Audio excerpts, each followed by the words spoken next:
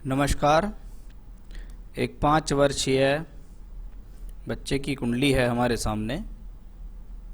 उनके बारे में देखते हैं कि कुंडली में क्या स्थितियां बन रही हैं, कौन से ग्रह कहाँ किस भाव में बैठकर आपको किस प्रकार का फल दे रहे हैं। वो फल अच्छा है आपके लिए या वो फल आपके लिए खराब है, उसकी पूरी जानकारी हम देंगे। सबसे पहले हम कुंडली के अंदर देखेंगे ग्रहों की स्थिति के बारे में।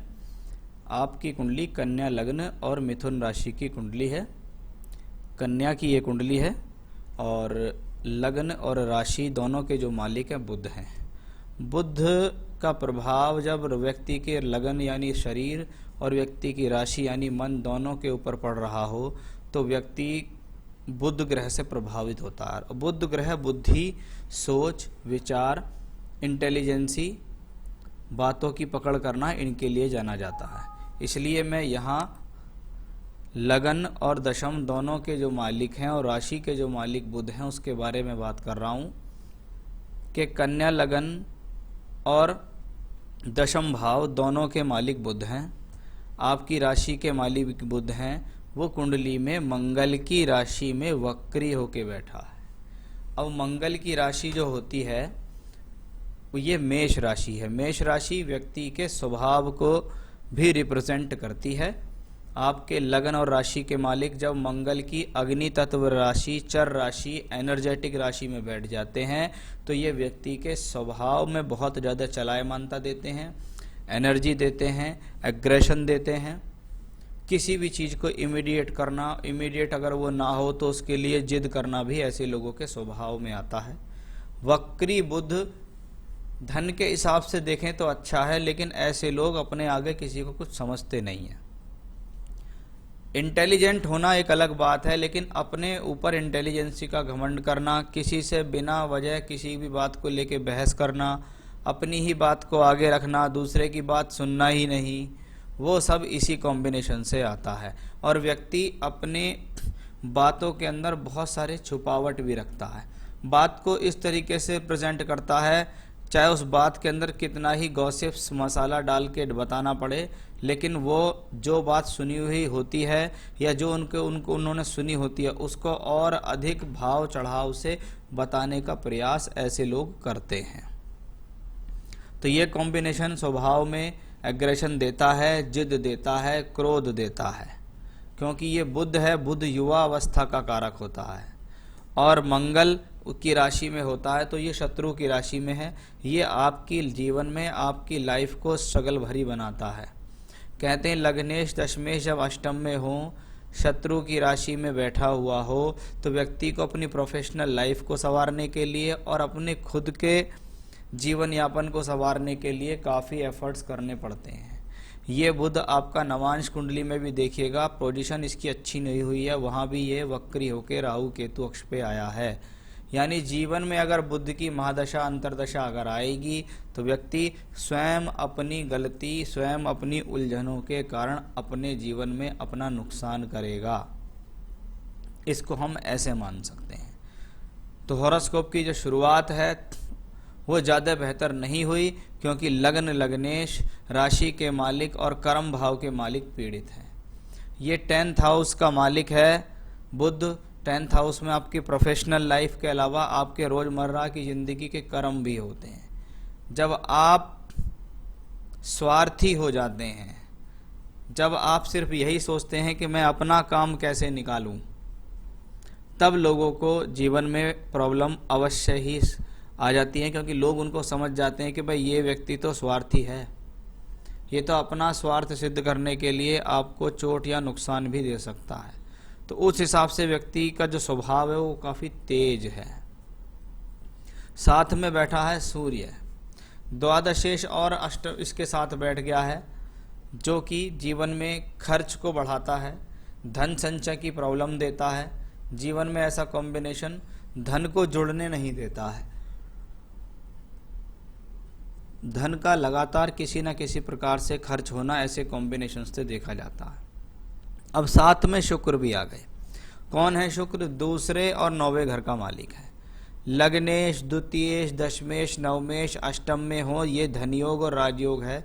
घर परिवार की तरफ से सभी प्रकार की सुख सुविधा दिलाएगा, परिवार के लोगों से सहयोग दिलाएगा और कभी कभी ये कॉम्बिनेशन पैतृक संपत्ति भी दिलाता है।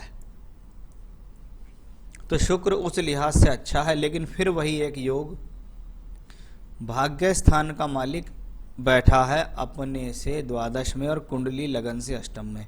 व्यक्ति अपने भाग्य को बनाने के लिए बहुत अधिक प्रयास करेगा, साथ ही साथ उसके भाग्य में अड़चनें आएंगी, उन अड़चनों का वो स्वयं भी कारण होगा।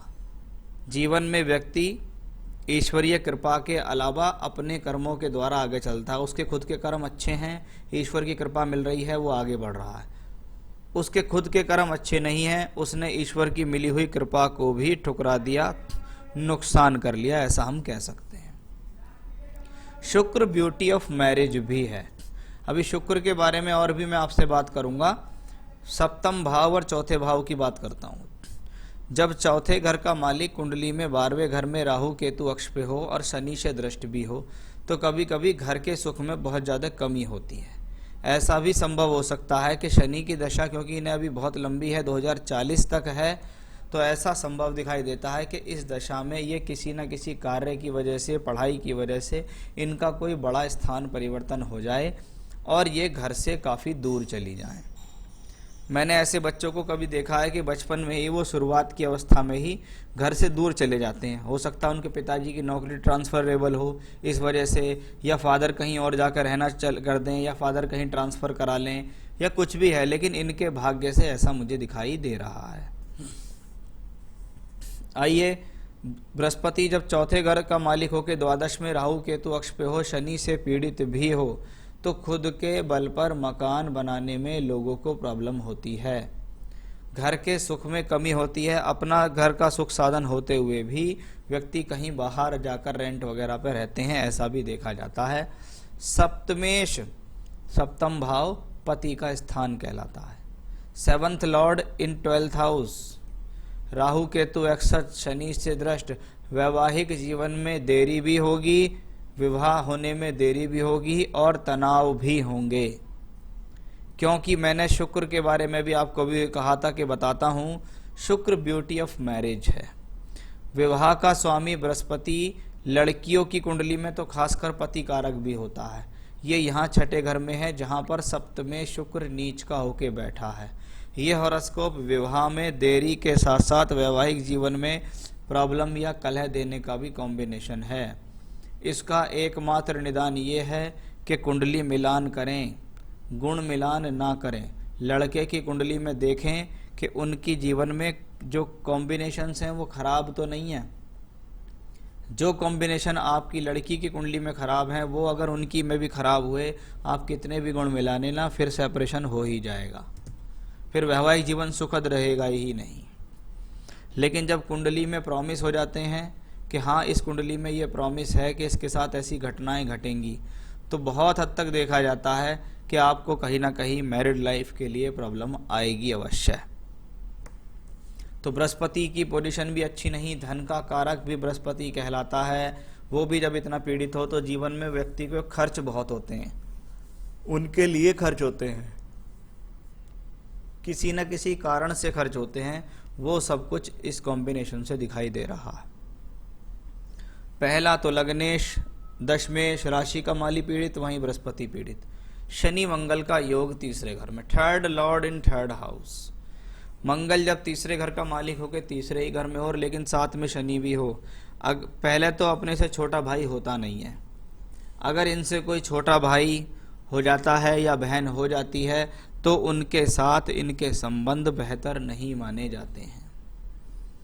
ये कारको भाव नाशाय का नियम है कि संतान या भाई बहन होना तो कोई बड़ी बात नहीं है, लेकिन उनके साथ इनके संबंध अच्छे नहीं होते।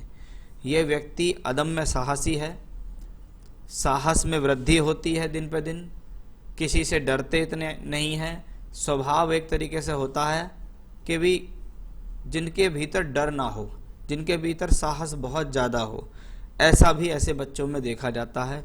जब मंगल तृतीयेश हो के तीसरे घर में शनि में हो, तो कभी कभी ऐसे बच्चे अच्छे स्पोर्ट्स पर्सन भी हो जाते हैं। जैसा कि इनको शनि की महादशा अभी चली है, शनि 6th लॉर्ड होके 3rd हाउस में है, तो जीवन में तीसरे घर से संबंधित क्रिएटिविटी बहुत ज़्यादा इनके जीवन में आने वाले समय में दिखाई देगी। खेलना, कूदना, भागना, दौड़ना, स्पोर्ट्स करना, ये अच्छे खिलाड़ी भी बन सकते हैं, इसमें भी कोई डाउट नहीं है। स्पोर्ट्स ज्वाइन करना, क्रिएटिविटी ज्वाइन करना, सिंगिंग, डांसिंग, हाथों से संबंधित काम, मेहनत से संबंधित कामों में दक्ष होना भी आपको आने वाले समय में दिखाई देगा। तीसरा घर कुंडली में शौक के लिए जाना जाता है, तो आगामी समय में शिक्षा तो होगी, लेकिन व्यक्ति अपने जीवन में अपने शौक के कारण अपनी शिक्षा में नुकसान करता है। जब शनि कुंडली के अंदर तीसरे घर में हो, पंचम भाव को वापस देखें, delay in education, delay in child, education में भी देरी के साथ साथ एजुकेशन में वो संतान प्राप्ति में देरी के योग भी ये कॉम्बिनेशन क्रिएट करता है। जहाँ शनि तीसरे पंचम को वापस देखता है, इसका मतलब ये प्लेनेट अवश्य ही शिक्षा कराएगा। जो भी शिक्षा भविष्य में होगी वो एक तकनीकी शिक्षा होगी। पढ़ाई तो ठीक ठाक रहेगी, लेकिन जीवन, क्योंकि आपने पूछा पढ़ाई कैसी रहेगी, जीवन कैसा रहेगा, तो जीवन तो भाई साहब संघर्षरत रहेगा। और पढ़ाई होती रहेगी, लेकिन पढ़ाई में बहुत ज़्यादा अपनी वजह से नुकसान के योग भी बनेंगे। मंगल शनि तीसरे घर में होता है, तो ऐसा व्यक्ति जीवन में सभी प्रकार की परिस्थितियों से लड़ने की क्षमता रखता है। लेकिन जब छठे और तीसरे घर का कॉम्बिनेशन तीसरे ही घर में बनता है, तो मैंने बहुत सारे लोग देखे हैं जो कोई ना कोई स्पोर्ट्स बहुत लंबे समय तक खेल लेते हैं या खेल में उनकी रुचि बढ़ जाती है। शनि की ही दशा इनको चल रही है जनवरी 2021 से। जनवरी 2021 से 19 वर्ष की शनि की दशा। शनि पंचमेश होके पंचम को देखता है, शिक्षा होगी। शिक्षा के लिए घर से दूर भी जाना पड़ेगा। कभी कभी जब बच्चे पढ़ाई के समय पे आते हैं तो विदेश भी चले जाते हैं, क्योंकि शनि दशमांश नवांश में भी स्वराशि के हैं, दशमांश में भी स्वराशि के, सूर्य के साथ बैठे हुए हैं। यानी बार बार हॉरोस्कोप में कॉम्बिनेशन आता है, पढ़ाई के लिए घर से दूर जाना, कार्य के लिए घर से दूर जाना। कुंडली के अंदर नौकरी वाले योग ज़्यादा दिखाई देते हैं बनिस्पत बिजनेस के। मैरिड लाइफ के बारे में बताया, एजुकेशन के बारे में बताया।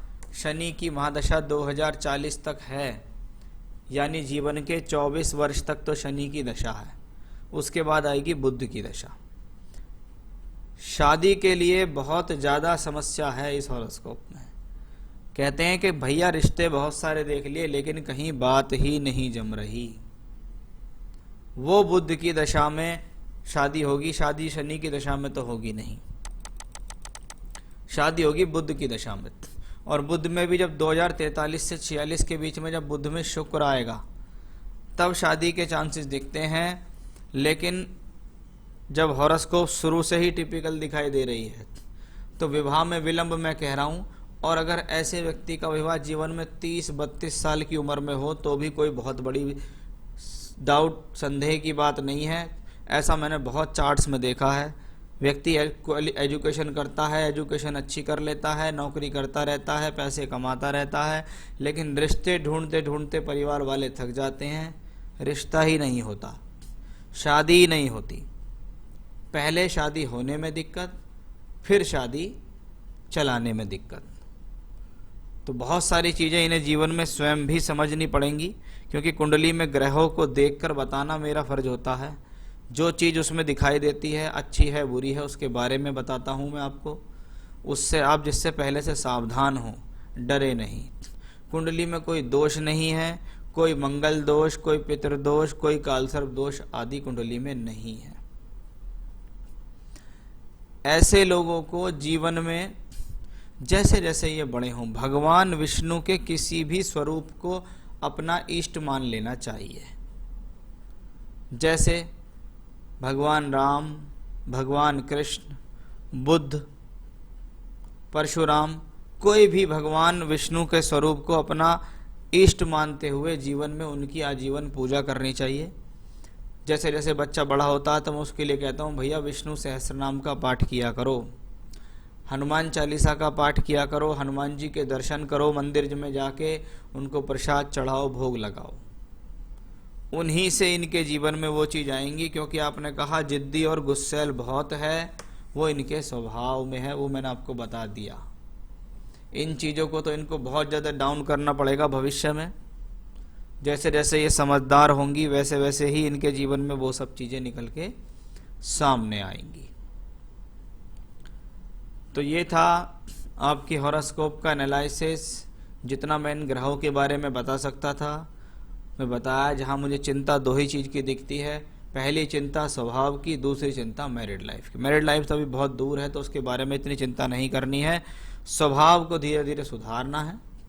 जो पूजा बताई है उनके ऊपर, बच्चे के ऊपर धीरे धीरे उसका प्रभाव डालना शुरू करें। बच्चे को मंदिर ले जाया करें, ठाकुर जी के दर्शन कराओ, हनुमान जी के दर्शन कराओ, उनके आगे पूजा पाठ की उसकी आदत पड़ेगी तो बच्चा कुछ ज़्यादा बेहतर अपने जीवन में करेगा। क्योंकि अभी उनकी उम्र महज 5 साल है, तो इनके बारे में हम सिर्फ यही प्रेडिक्शन दे सकते हैं, इन लोग को कोई कठिन उपाय तो बता नहीं सकते। बाकी एजुकेशनली ठीक रहेंगी, एजुकेशन के साथ साथ कुछ ना कुछ अलग से क्रिएटिविटी जो मैंने आपको बताई हैं वो भी इनकी लाइफ में अवश्य ही अटैच रहेंगी। तो ये था आपकी हॉरोस्कोप का एनालिसिस, सवालों के जवाब, उपाय भी बताए हैं आपको, करिएगा। नमस्कार।